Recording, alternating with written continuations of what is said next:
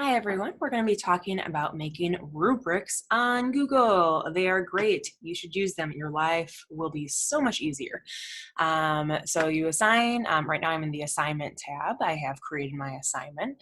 I have added my demo student blank template. I have clicked make a copy for each student because I want them to do their own work and not somebody else's.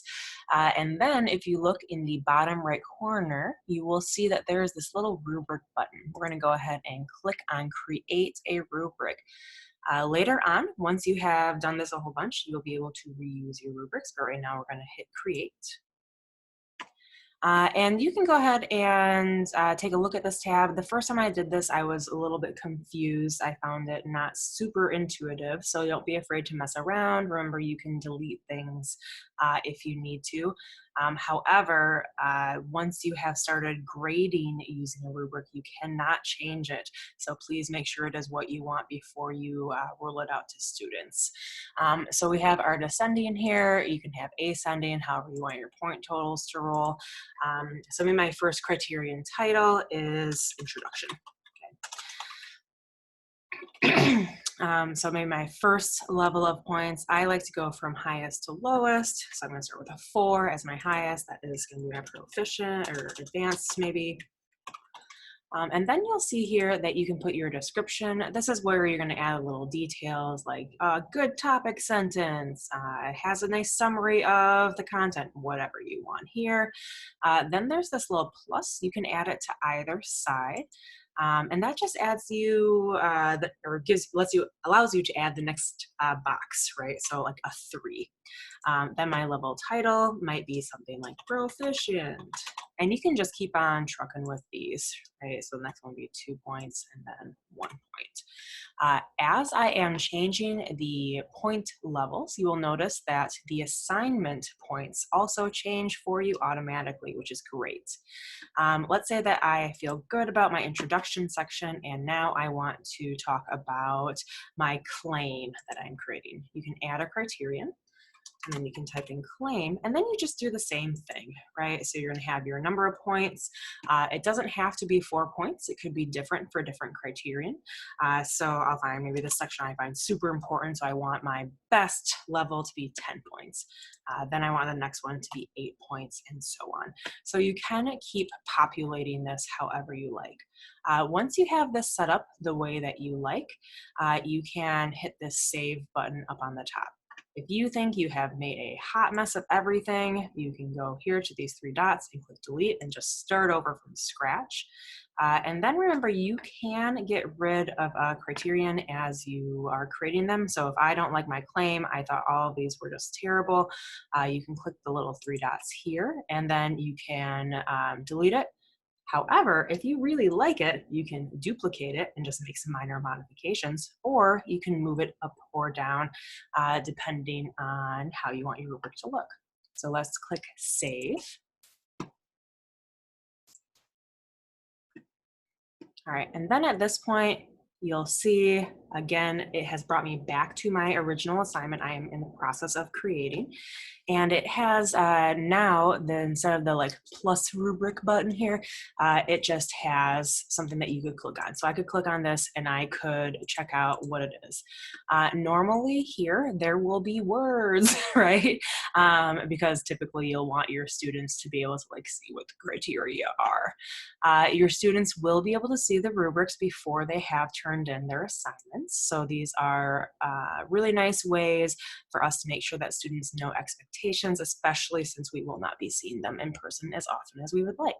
So I'm going to go ahead and click the assign button up here. And then do my dance because I'm waiting for it to load because the internet is slow during COVID-19.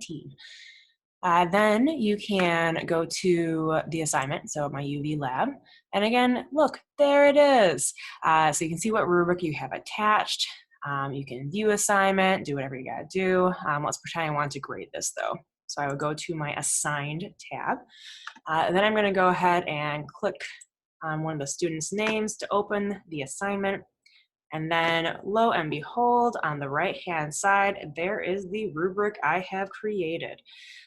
Each of these little boxes corresponds to whatever I created in the previous tab. So right here, it's out of 4 points because I did a 4, a 3, a 2, and a 1. On my little claim tab, you'll see that it's out of 10 points, and I only had 3 groups. So it has a 10, an 8, and a 1. However, as we often know, a lot of times we kind of have things kind of in between. So I tend to put my most common point values in my rubric, and then I can modify things. So let's say that, they weren't quite a 10, they're closer to an 8, so I'm going to click that button. However, it wasn't terrible, so maybe I make that a 9. So you can go in here and manually enter in the numbers if you prefer, if it is a value that is not in your rubric that you have created. So you can give half points, half credit, kind of whatever you're feeling there. So you're clicking that. Also, after a while, as we all know, you kind of memorize your rubrics, right? But not at first. So you can actually make it so you can see the entire rubric values here. So you can expand it, or you can consolidate or condense it. So whatever you want to see. If you have more typing in than the word advanced, so normally you would say things like, included a topic sentence, blah, blah, blah, blah. That text would also be included here. So you would have all of the details.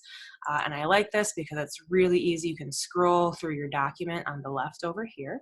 And then on the right, you can just scroll through and kind of click.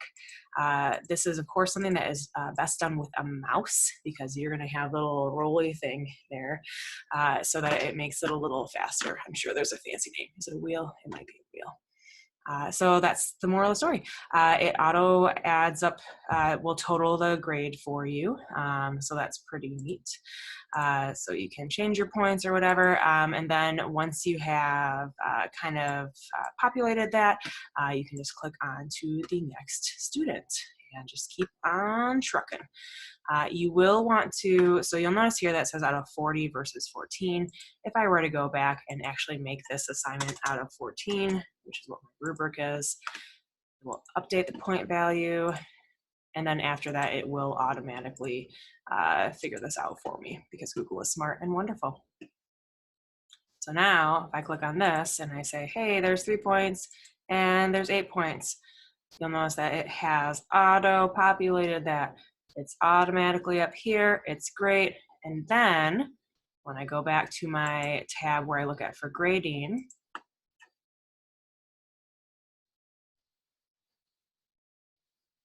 it then automatically updates your grade right here as well. Rubrics are great. They can really help streamline and, of course, help students know expectations. I believe there is a function where students can self-evaluate beforehand. I personally do not have experience with that function, but I have heard good things. So if you want them to self-assess, that is a possibility if you are wanting to mess around with that. Have a great evening.